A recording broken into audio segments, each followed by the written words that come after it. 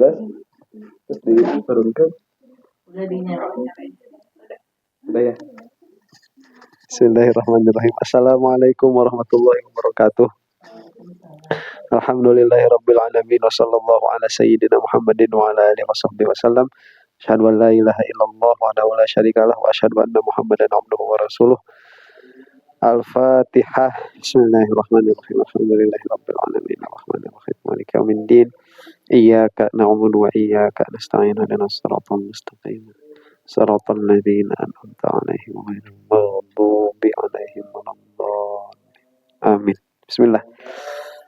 Didikte dulu ya. Kemarin sampai mana sih Bu Haji? Dikteannya itu?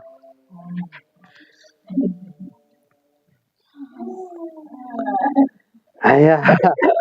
Mulai.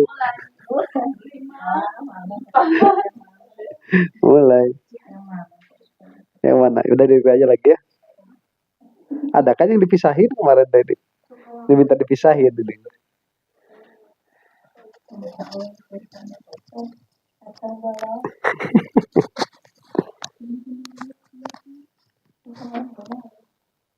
Enggak, kemarin enggak. Udah ditulis aja. Muqaddimah kedua. Jadi kemarin itu muqaddimah pertama. Mengenai apa? Mengenai hukum. Nah, sekarang muqaddimah kedua. Mengenai madhab-madhab. Mengenai madhab-madhab di dalam perbuatan hewan yang ikhtiari. Muqaddimah kedua mengenai madhab-madhab di dalam perbuatan hewan yang ikhtiari.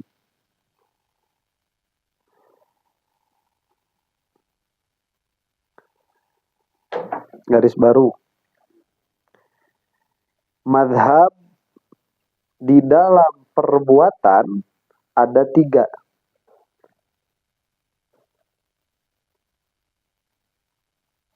Satu, madhab Jabariyah.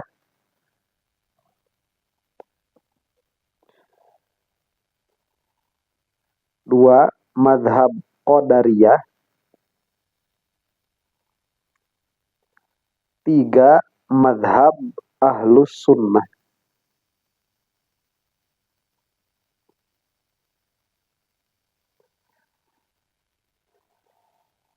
Garis baru. Di dalam madhab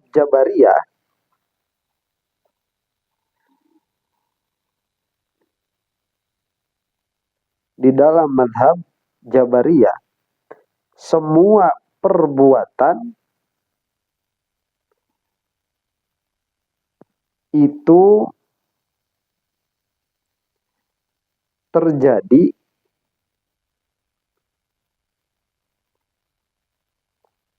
karena qudroh azali saja.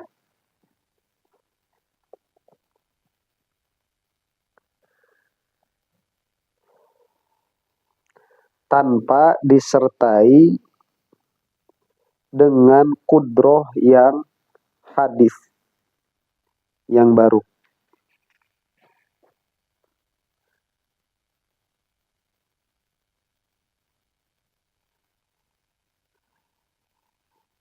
Garis baru. Sedangkan madhab Qadariyah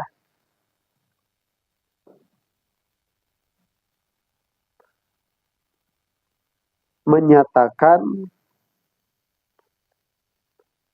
perbuatan itu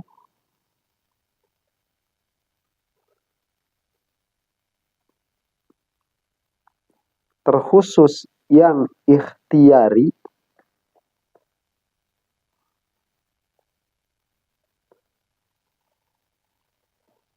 terjadi karena qudroh hadisah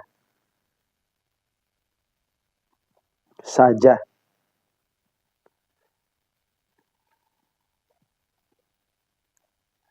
Secara langsung, baik secara langsung atau dengan jalan tawallud,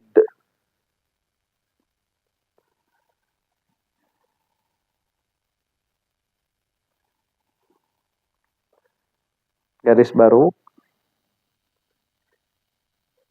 Adapun madhab Ahlus Sunnah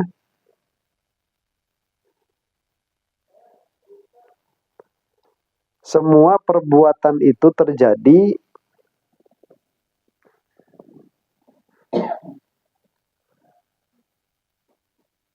karena kudroh azali saja.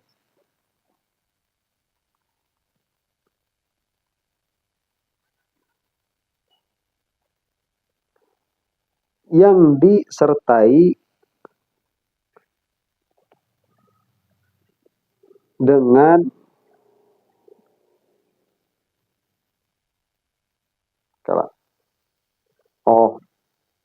apa tadi?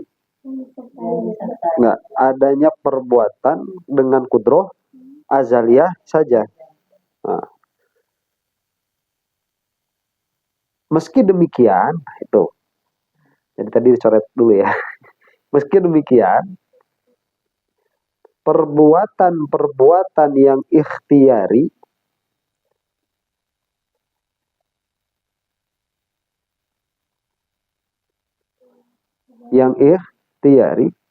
itu disertai dengan kudroh hadisah.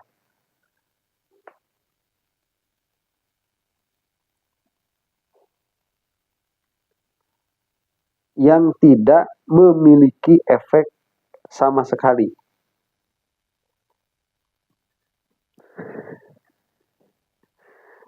Baik secara langsung ataupun tawallud. Baik secara langsung ataupun tawallud. Baik. Sekarang kita jelaskan. Ini penjelasan muqaddimah kedua. Jadi syarah muqaddimat itu semuanya ada berapa muqaddimah itu? Pernah dibahas belum? Semuanya itu kalau nggak salah ada 7.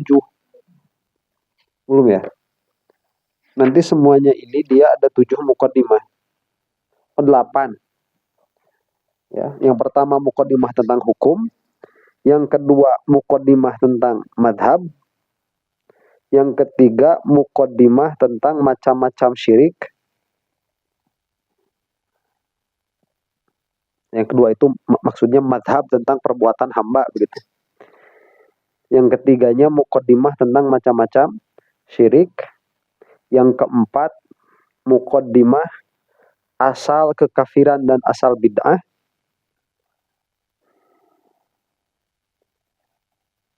Kelima muqaddimah perkara-perkara yang ada.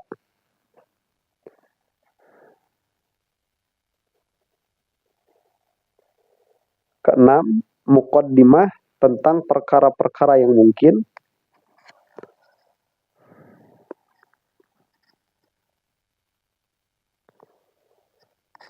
Ketujuh muqaddimah tentang sifat-sifat azali.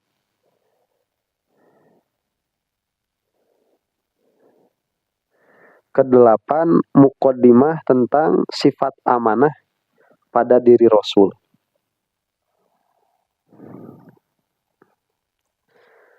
Nah itu muqaddimah yang ada di syarah muqaddimat. Makanya dinamai kitab ini muqaddimat. Itu muqaddimah. Tadi disebut muqaddimah itu supaya kita memahami secara utuh dulu pembahasan-pembahasan apa saja yang dibahas di dalam tauhid.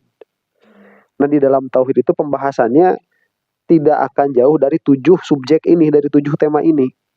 Tema tentang hukum, tema tentang perbuatan hewan yang punya ikhtiar, kemudian tentang muqaddimah, tentang macam-macam kesyirikan. Nah itu tadi yang 7 itu. Itu tema-tema besar di dalam ilmu kalam. Nah kemarin kita sudah selesai muqaddimah di dalam hukum. Yang mana hukum itu terbagi menjadi berapa? 1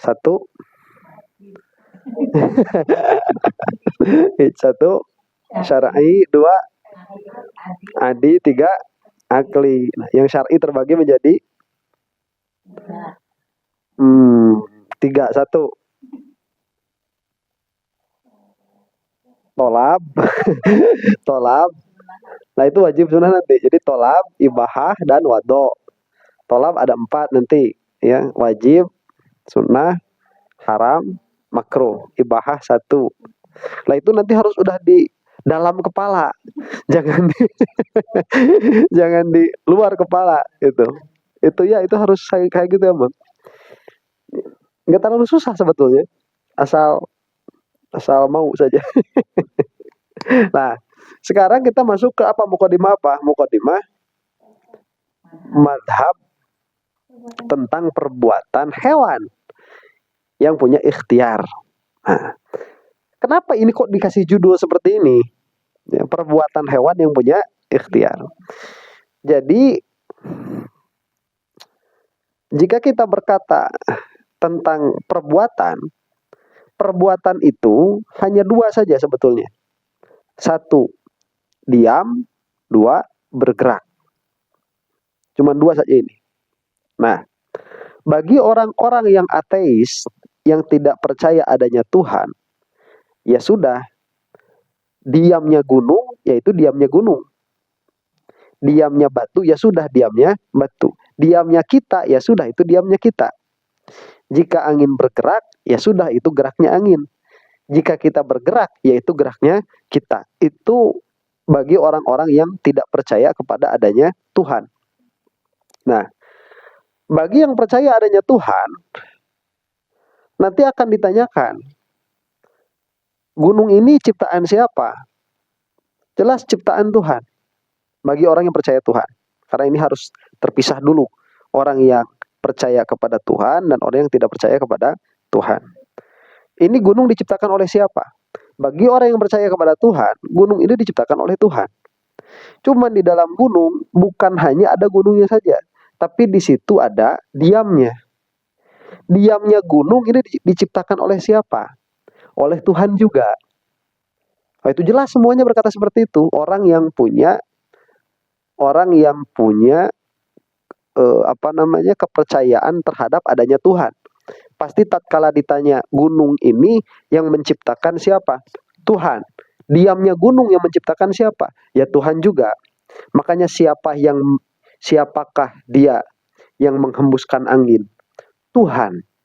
Siapakah dia yang menjatuhkan daun? Tuhan. Itu semuanya sepakat sudah. Pertanyaannya bukan pada sesuatu yang diam. Tapi maksudnya bukan pada sesuatu yang diam, bukan pada makhluk yang mati. Pertanyaan tentang perbuatan yaitu diam dan bergerak yang ada pada hewan yang dia punya pilihan untuk berbuat. Ini yang menciptakan siapa? Nah, ada 3 madhab begitu. Ada 3 madhab. Jadi tanyakan kepada orang-orang. Ya sekarang kita pisahkan dulu lah orang kafir ya. Selain Islam kita tidak membahas itu. Kita membahas Islam. Lah orang Islam ini kalau ditanya tentang kita ini yang menciptakan siapa? Jawabannya pasti Allah. Orang Islam itu pasti Allah jawabannya. Cuma tatkala ditanya perbuatan kita ini yang menciptakan siapa? Ada 3 jawaban itu. Yang benar cuma 1. Lah 3 jawaban ini dia dikasih label, dikasih logo.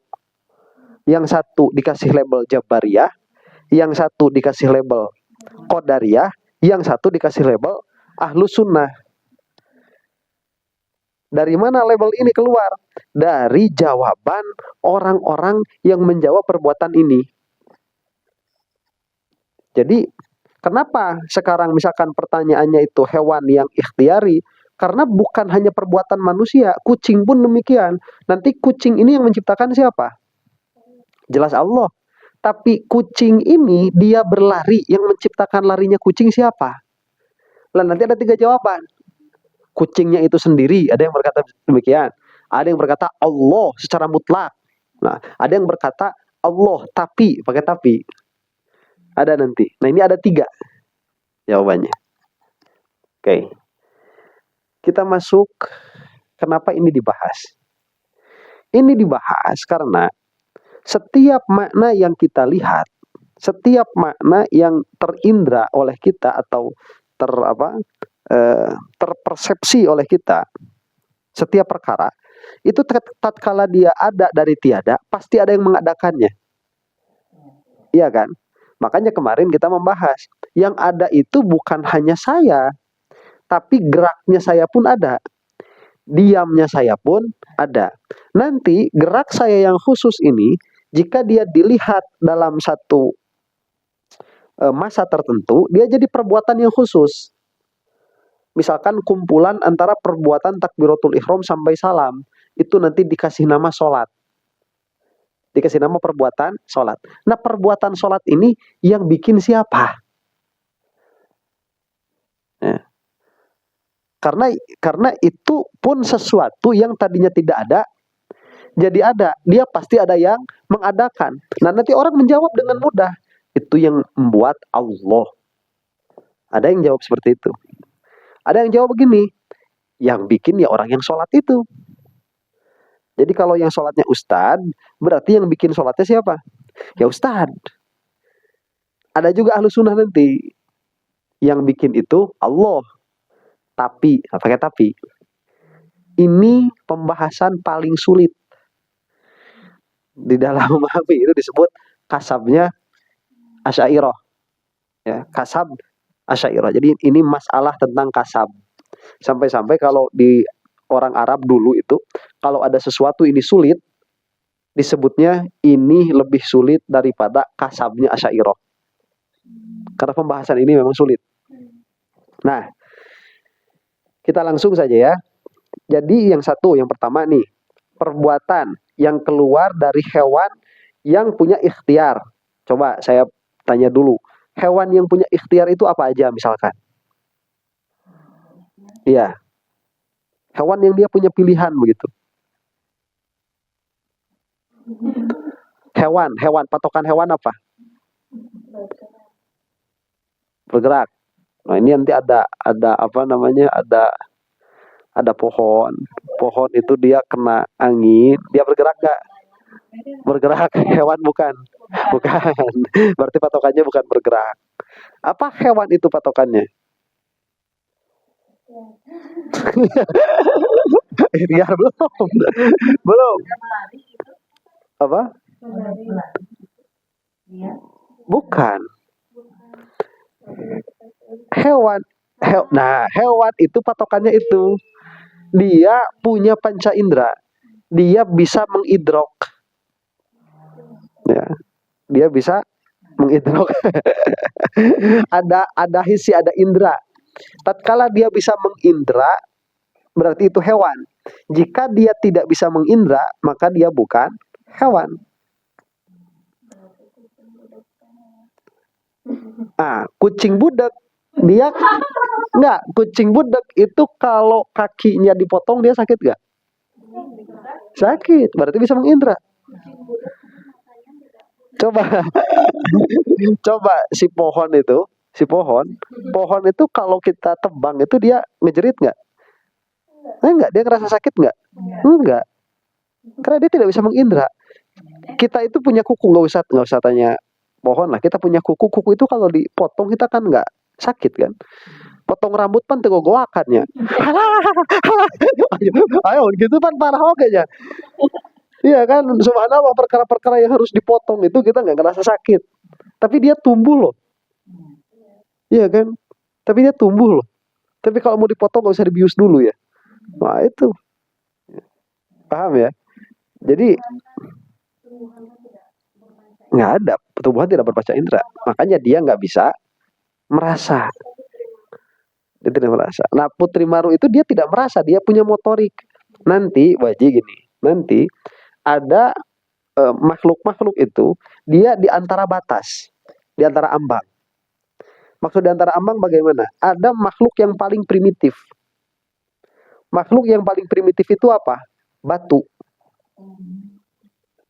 Dia mah gitu aja udah. Batu mah. Ya, dari dulu nggak diapa-apain, nggak ngapa-ngapain, dia mau udah diam aja. Nggak bisa tambah gede, nggak bisa tambah kecil, udah gitu aja si batu mah. Ini makhluk yang paling primitif. Nanti ada makhluk yang sedikit lebih advance, dia lebih maju sedikit. Tapi dia masih dalam batas antara yang paling primitif dengan yang hampir maju. Contoh yang lebih maju daripada batu apa? Tumbuhan. Tumbuhan itu lebih maju daripada batu. Tapi belum terlalu maju untuk menjadi hewan. Tumbuhan itu. Lah makanya ada tumbuhan yang mirip sama batu. Ini batas ambang nih. Apa? Bukan. Ini tumbuhan mirip-mirip sama batu apa? Terumbu karang. Terumbu karang itu dia tumbuhan, tapi kok mirip-mirip batu. Nah, nanti di tumbuhan ini maju lagi terus kan macam-macam. Ada yang deket-deket ke hewan. Apa? Nah itu diantaranya Putri Malu, Rafflesia arnoldi. Iya kan? Dia apa? Tumbuhan, tapi dia punya motorik, dia punya respons. Tapi dia tidak bisa mengindra. Tidak bisa. Apakah si Putri Malu itu emang kalau kita lewat malu? Terus kalau misalkan kita pegang dia, jangan pegang-pegang dong. Emangnya gitu kan? Enggak kan? Ya. Apa udah tadi lewat itu karang? Itu apa? Putri Malu itu. Putri Malu itu kan dia punya motorik. Ya, tapi dia tidak bisa mengindra. Makanya dia ada respon. Nah, nanti pindah ke hewan. Hewan yang paling primitif apa? Cacing. Cacing itu hewan. Tapi dia paling primitif. Nggak punya mata, nggak punya telinga. Ya kan? Makanya yang ditanyanya itu kan semut, bukan cacingnya. Semut kecil, saya mau tanya, apakah kamu di dalam sana tidak takut cacing? Yang ditanyanya nggak cacing mah nggak ditanya. Itu paling primitif tuh, si cacing. Cacing paling primitif. Nah malah ada yang kita suka bilang, kalau orang bodohnya banget itu suka dibilang otak udang. Iya kan? Kenapa dia dibilang kok otak udang? Nggak pakai otak yang lain gitu loh. Kamu mau otak-otak gitu. Kenapa nggak otak-otak? Kalau orang bodoh sekali itu kenapa dibilangnya otak udang? Karena ternyata udang ini dia hampir-hampir dia tidak sadar akan eksistensinya sendiri. Iya, udang itu dia bergerak tapi dia itu tidak sadar akan eksistensinya dia sendiri. Tapi dia hidup. Makanya udang itu kalau di luar negeri, lobster misalkan, lobster itu orang tega aja masukin ke minyak panas lagi hidup-hidup itu. Karena dia pun tidak merasa dia ada. Itu hewan primitif tuh. Itu hewan primitif. Makanya nanti ada hewan yang paling maju. Paling maju. Nanti dekat-dekat tuh kucing, anjing, babi, monyet. Nah, monyet itu kan sudah advance tuh. Ya, kalau yang paling dekat ke kita secara organ kan babi. Kalau yang paling dekat secara struktur itu nyemot. Itu nyemot. Itu paling dekat secara struktur. Makanya kita itu kenapa tega bunuh kutu, nggak tega bunuh kucing? Padahal sama-sama hewan kan? Iya, karena itu primitif. Jadi primitif kita bunuh, kita nggak ngerasa iba begitu. Karena dia pun nggak ngerasa, nggak kita ajak ngobrol dulu kan. Orang-orang ngobrol sama kutu kamu lagi ngapain? Kalau kucing kita kadang-kadang ajak ngobrol gitu. Kalau kucing, ya ala kulli halin. Tah, ada hewan-hewan itu dia yang punya ikhtiar. Dia punya pilihan, makanya kenapa bisa dididik seperti apa kucing itu kan bisa dididik kan. Kalau misalkan dia suka naik-naik biar nggak naik-naik bisa dididik begitu. Seperti anjing itu bisa dididik, monyet juga bisa dididik ya. Cuman ya kita manusia ini agak susah dididik. Ada kadang kok asa babarikan nggak didik kucing, nggak didik jelema. Makanya yang ada doger monyet, nggak ada doger orang. Monyet mah disuruh sholat, ya babari cepat langsung. Sholat langsung. Orang disuruh sholat, kadang susah. Aduh, Masya Allah. Banyak kenapa ketawanya gitu, saya nggak enak.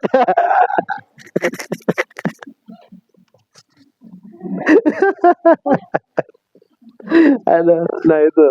Jadi hewan itu dia ada yang punya ikhtiar. Ada yang punya ikhtiar. Nah, kita kan jelas kalau misalkan perbuatan yang ada di batu. Kalau batu diam dan kucing diam, itu sama-sama diam atau tidak? Sama kan? Sama. Karena ini diam, batu diam, kucing pun diam. Jika batu bergerak, kucing pun bergerak. Bergeraknya sama tidak? Nah, ini lihat. Kalau tadi diamnya sama, geraknya pun sama-sama gerak.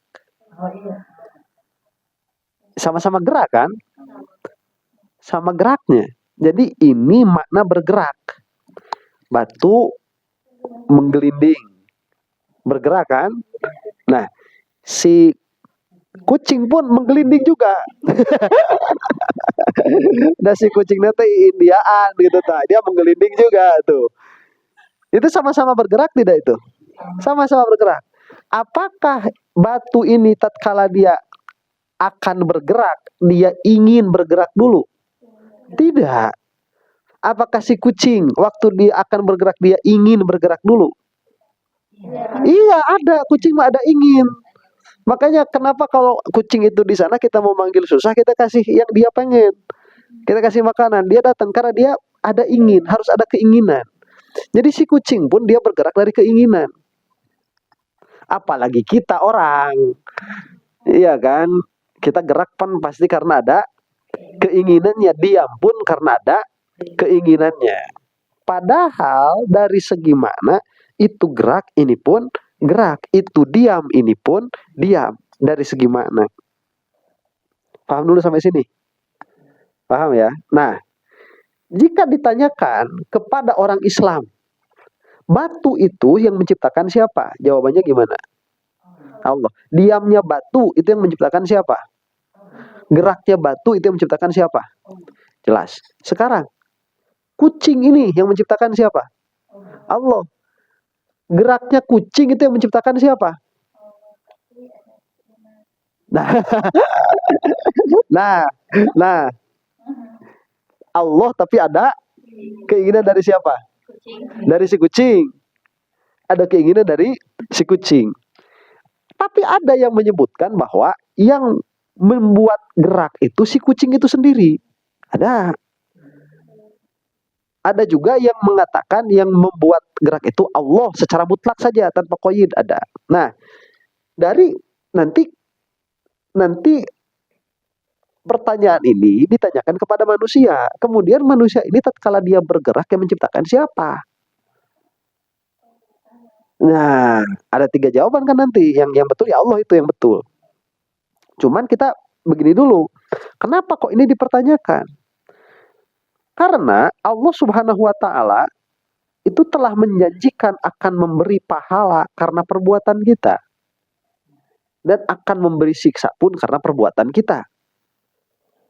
Lah ada orang bertanya begini, kalau itu perbuatan diciptakan oleh Allah, lah kenapa Allah sendiri yang menghukum? Kenapa Allah sendiri yang memberi pahala? Berarti kalau itu diciptakan oleh Allah, berarti kita ada kuasa untuk berbuat atau tidak ada kuasa untuk berbuat?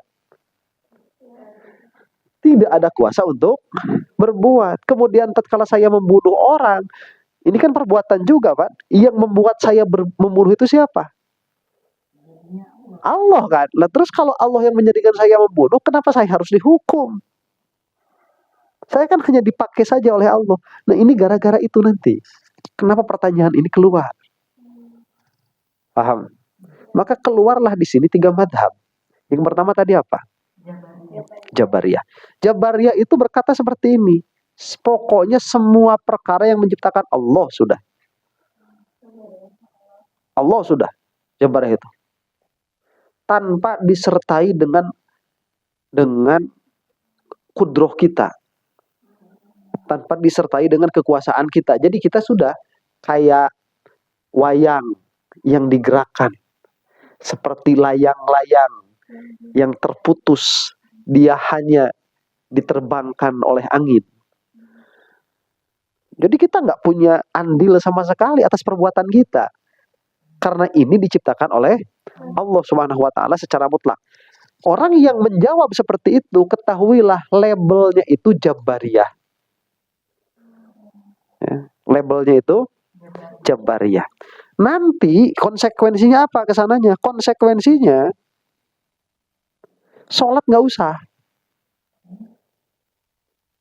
Nah, iya ngapain? Kenapa? Lah kan yang bikin sholat Allah.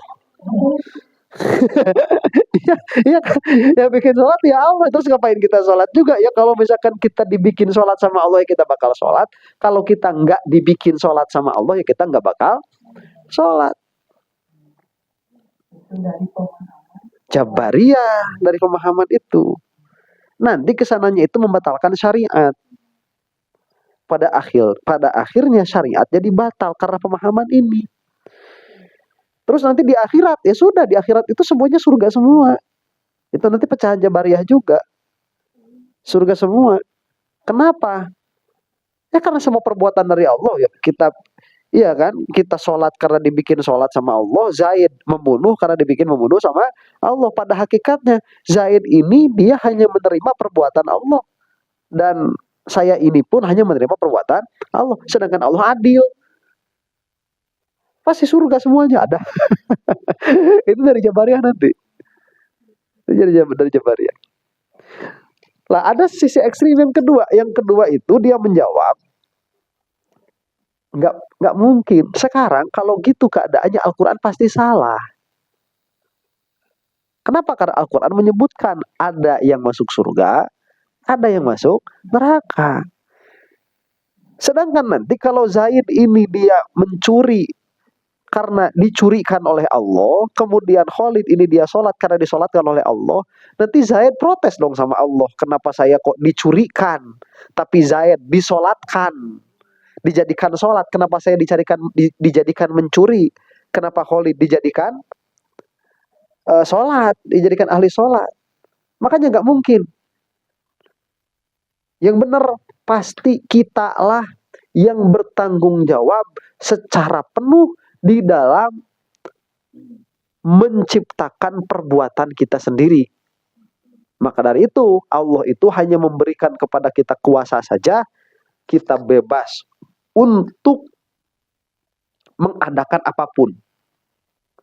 Jadi siapa nanti yang menciptakan gerak dan diam yang ada pada batu? Allah.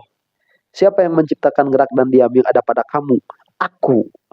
Itu jawaban anak teh. Siapa itu? Qadariyah. Ahlus sunnah ini yang pusing. Ahlus sunnah yang pusing, yang benar pusing ini. Ya, menjelaskannya pusing, memahaminya pusing. Tapi sampai sini paham dulu. Paham ya sampai sini ya? Adapun siapa? Ahlus sunnah wal jamaah. Ahlus sunnah itu mereka menjelaskan dulu. Begini menjelaskannya. Dari kudroh Allah, dari kudroh azali. Allah kan punya sifat. Namanya sifat kudroh. Kudroh itu dia ta'aluk dengan apa? Ingat nggak? Kudroh, ta'aluk dengan apa? Ya, bertalian dengan apa? Ya. Bertalian dengan semua perkara yang mungkin. Itu harus ini benar-benar harus belajar deh. Harus belajar. Apa tadi? Kudroh itu bertalian dengan semua perkara yang mungkin. Berarti semua perkara yang mungkin ini bisa dijadikan oleh Allah. Nah, mungkin apakah tidak? Sekarang pertanyaannya, bergerak dan diam. Apakah ini perkara yang wajib atau perkara yang mungkin? Ya,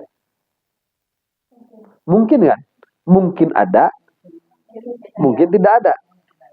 Mungkin ada, mungkin tidak ada. Bergerak dan diam ini. Berarti jika diam mungkin ada, mungkin tidak ada. Jika diam itu gerak, pasti diciptakan oleh siapa? Oleh Allah. Tatkala gerak ini ada, berarti yang mengadakan siapa? Jelas Allah. Mungkin tidak kita sebagai makhluk mengadakan sesuatu. Tidak mungkin. Baik itu yang berupa jirim atau berupa arod. Tidak mungkin. Makanya memang benar perkataan Jabariyah itu dari sini. Qadariyah dibully dulu sama kita berdua nih, sama kita kan Ahlus Sunnah nih. Kita bareng-bareng ngebully si Qadariyah. Kamu ini salah, kata kita Qadariyah itu. Ya, sama Jabariyah itu. Kita ini kamu ini salah.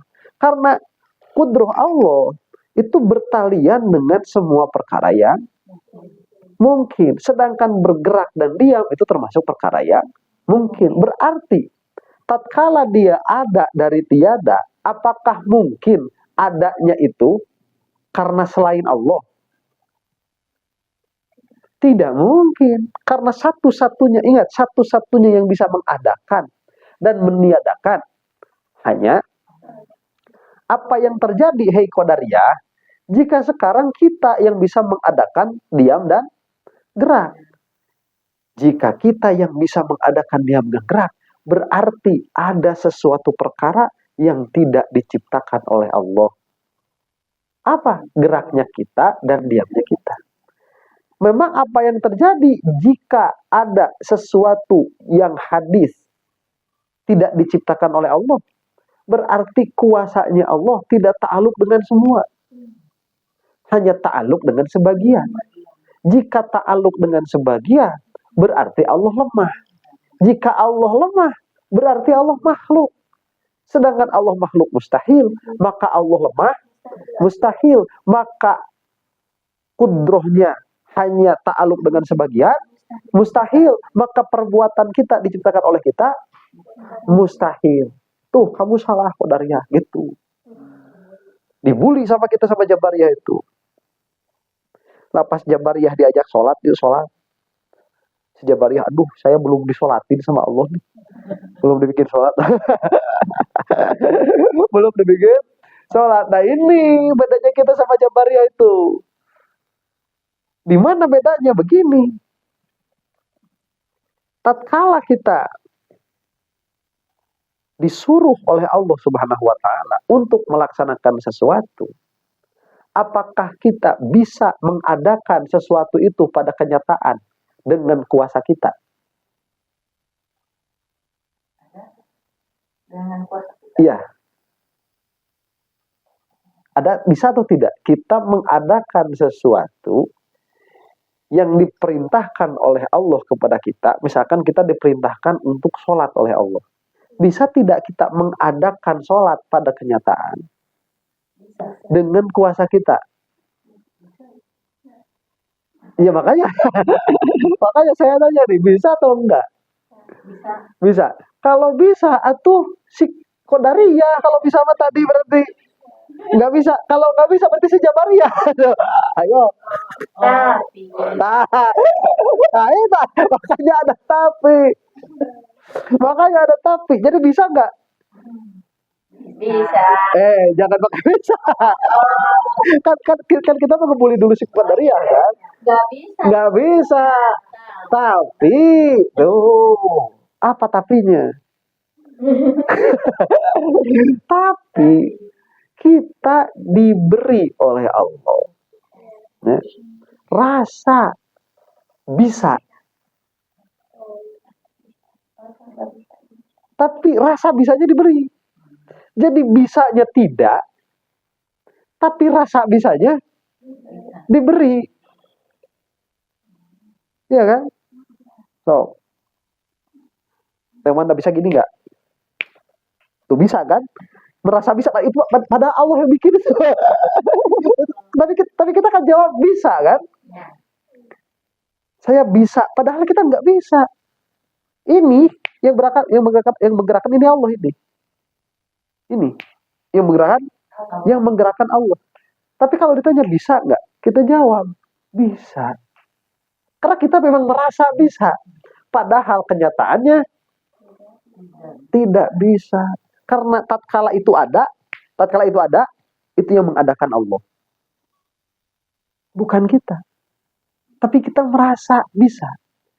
Nah, makanya kenapa rasa bisa ini hanya ada di siapa? Hanya ada di hewan-hewan yang punya ikhtiar tadi. Di kucing ada, ya, di manusia ada, di apalagi itu, di nyamuk, di nyamuk ada lah. Itu ada tuh rasa bisa itu ada. Dia monyet ya, dia lihat pohon. Di pohonnya misalkan ada apa? Ada pisang ya. Dia tuh merasa bisa, dia loncat. Terus ada apa? Ada sungai. Dia ngerasa nggak bisa nyebrang, dia balik. Iya kan? Memang seperti, tapi dia yang membalikan itu dalam kenyataannya, yang mengadakannya itu Allah. Makanya kita berbeda sama sekali dengan Qadariyah, berbeda dengan Jabariyah. Makanya kita di tengah-tengah. Disebutnya Ahlus Sunnah. Nah, rasa bisa itu, ya, rasa bisa itu, dia ada istilahnya. Istilahnya apa? Qudrah hadisah. Nah, itu istilahnya. Qudrah hadisah. Pertanyaannya, qudrah hadisah ini sendiri diciptakan oleh siapa? Oleh Allah juga. Iya, tapi kalau kita mau lihat dekat-dekat, kita ini lebih dekatnya kemana? Ke Qadariyah apa ke Jabariyah? Dekatnya ke Jabariyah. Emang kita dekat-dekatnya itu ke Jabariyah itu dekat. Tapi tipis, karena si Jabariyah ini dia tidak menganggap adanya qudrah hadisah ini. Kita semuanya Allah saja. Padahal kita kan merasakan kita ini punya pilihan. Iya kan? Kita merasakan bahwa kita punya pilihan. Apakah kita itu emang hidup itu kayak wayang, atau seperti layangan putus begitu? Film. Itu kalau istilah-istilah di film, di ilmu kalam begitu, seperti layangan putus. Itu ada filmnya. Nah, jadi ala kulli halin, misalkan tadi mau berangkat ke sini, nah itu kan pasti ada dorongan kan, ingin berangkat. Nggak tiba-tiba gitu itu kayak wayang gitu kan, terus ngeluarin motor sendiri gitu kan, enggak. Begitu mengalindur namanya. Ada juga di orang kayak gitu, itu namanya kan ada orang yang sleepwalking gitu.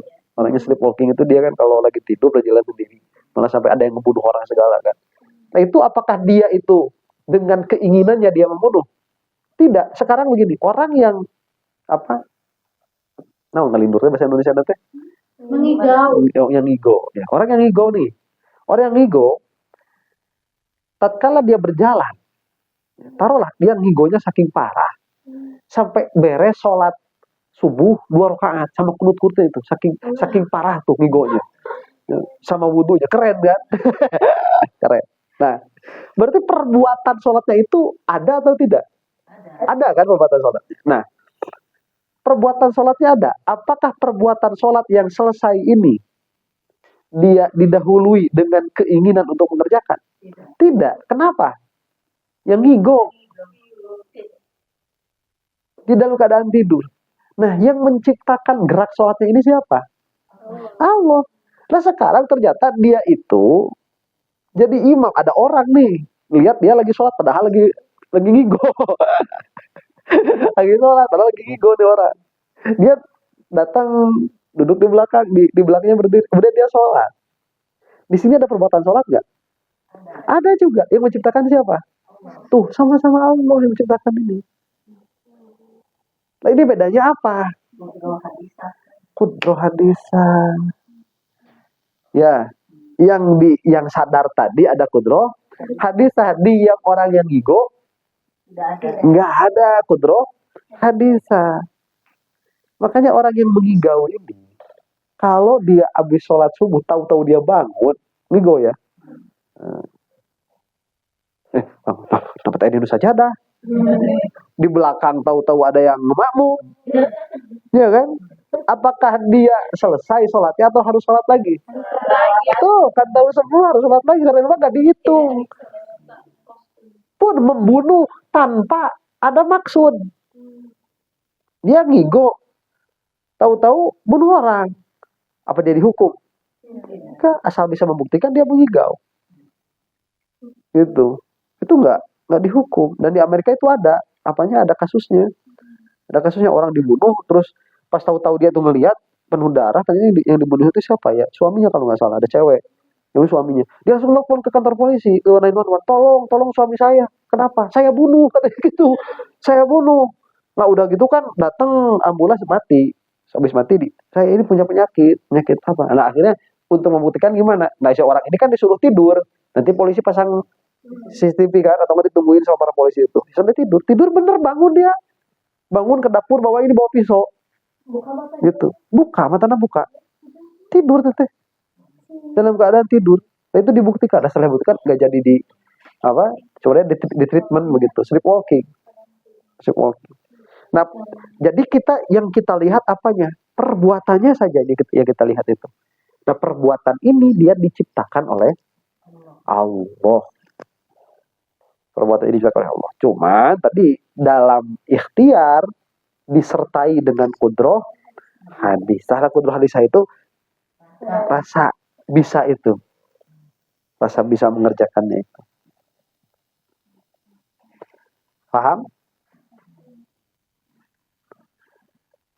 Ada pertanyaan sampai sini nggak?